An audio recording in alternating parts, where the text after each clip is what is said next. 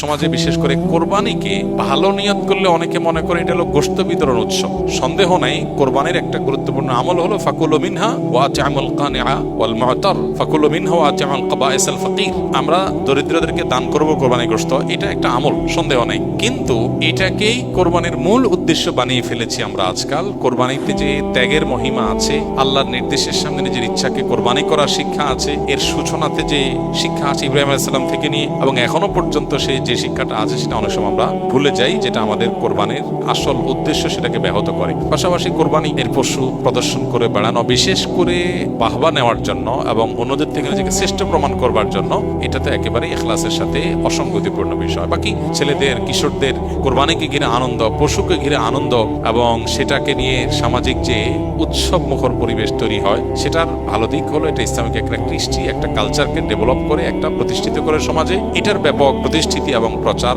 এটা ভালো দিক আছে এবং সেটা অবশ্যই গ্রহণযোগ্য হতে পারে একটা লেভেল পর্যন্ত। কিন্তু এটা যদি রিয়া বা লৌকিকতা পর্যন্ত, বিশেষ করে প্রদর্শনের দিকে চলে যায়, তবে সেটা অবশ্যই অনুচিত কাজ হবে এবং সেখান থেকে আমাদেরকে ফিরে আসতে হবে।